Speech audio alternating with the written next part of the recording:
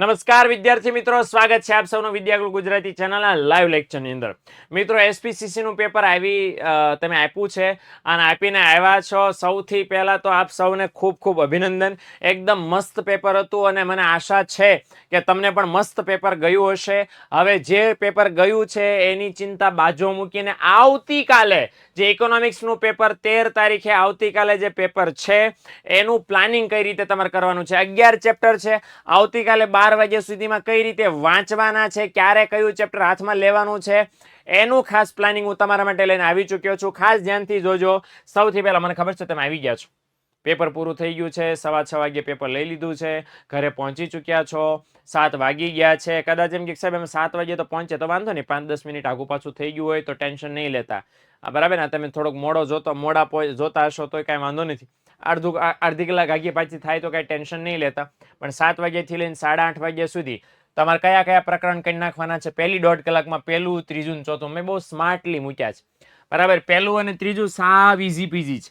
અને ચોથા ચેપ્ટરમાં પણ બધા મુદ્દા નહીં કરવાના. ચોથું ચેપ્ટર તમને લાંબુ લાગશે પણ બધા મુદ્દા નહીં કરવાના. ઓલરેડી મેં આઈએમપી અગાઉ આપી ચૂક્યો છું અને આજે પણ 9 વાગ્યે ભવિષ્યવાણી તમારા માટે લઈને આવવાનો છું. એટલે ખાસ પહેલું, ત્રીજું અને ચેપ્ટર આમાંથી કયા કયા આઈએમપી આ ચેપ્ટરના આઈએમપી છે પાકા કરવાના એ હું તમને કહીશ, હે ને? પણ છતાંય હું કહું ત્યાં સુધીમાં તમારે ખાસ જે અગાઉ કીધેલા છે એ આઈએમપી પાકા કરી નાખશો તો વાંધો નહીં આવે. 8:30 થી 9 વાગ્યા સુધી જે પાકું કર્યું છે ને રિવાઇઝ કરી નાખવાનું છે.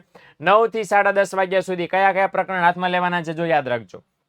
5માનો કોન્સેપ્ટ આવડે, 6ઠાનો ઓટોમેટિક આવડી જવાનો છે, 7મું 15 માર્ક્સનું ચેપ્ટર છે. એટલે આ તમારો સેશન 9 વાગ્યાથી 10:30 નો સુપર રોકિંગ સેશન થવો જોઈએ. ઓકે, 3 ચેપ્ટર એવા કે જે બરાબર ને 13 માર્ક્સ, 12 માર્ક્સ ને 15 માર્ક્સ, અધ માર્ક્સ. આમાં સૌથી વધારે કોન્સન્ટ્રેશન જોઈએ. બરાબર ને? એટલે સૌથી યાદ રાખજો કે સૌથી ફળદ્રુપ સેશન તમારો થવો જોઈએ.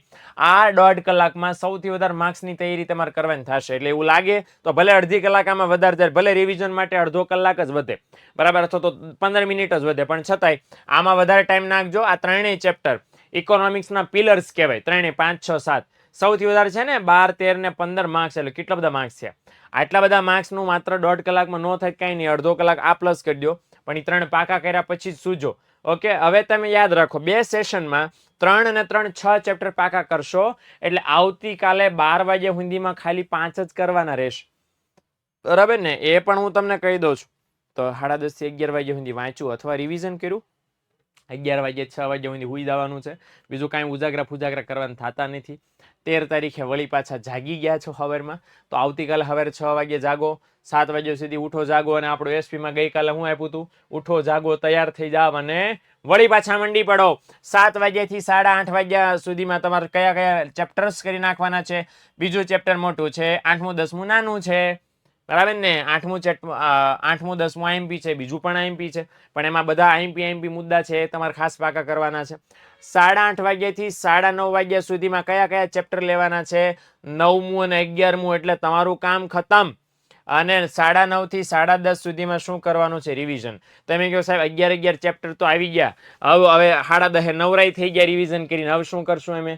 તો હવે તમારે 10:30 થી 12 વાગ્યા સુધીમાં કરવાના છે તમામ જેટલી આંકડાકીય માહિતી. યાદ રાખજો, ઓલરેડી ભૂતકાળમાં એક લેક્ચર લઈને આવ્યો છું, અર્થશાસ્ત્રના તમામ આંકડા એક લેક્ચરમાં. તો ન યાદ હોય તો આંકડા જોઈ લેજો. બધા આંકડા એમાં એ લેક્ચરમાં તમને મળી રહેશે. એટલે બધી આંકડાકીય માહિતી, વ્યાખ્યા, નાના સવાલ 1-2 માર્ક્સના જો પોસિબલ હોય તો, નહીતર તમે આટલું બધું વાંચ્યું છે એમાં આવી જ જશે. આંકડાકીય માહિતી એટલા માટે કહું છું કારણ કે છેલ્લી ઘડીએ તમને યાદ રહે, નહીતર ઓલું પહેલાનું વાંચેલું ભૂલી જશો. એ ખાસ કરી નાખવાનું છે, ને એ પણ 12 વાગ્યા સુધી. 12 વાગ્યા પછીનું પ્લાનિંગ કેમ નહીં થાપતો? આ ભાઈ જે છે ને અહીંયા, એને જરાક ટાઈમ જોઈએ પચાવવાનો, સાચવવાનો, બચાવવાનો, હે ને? તો એ ટાઈમ આપો. એ પ્રોસેસ કરશે, સ્ટોર કરશે, ત્યાં સુધી એકદમ શાંતિથી બેઠા રહ્યો. જમી લો, હળવો બળવો નાસ્તો કરી લો, હળવો ખોરાક ખાઈ લો અને બોર્ડની પરીક્ષા દેવા જાઓ. આરામથી દેવા જાઓ.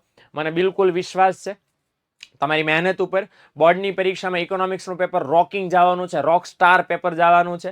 અને સારામાં સારા તમે ધાર્યું છે ને એના કરતાં પેપર હેલું નીકળવાનું છે.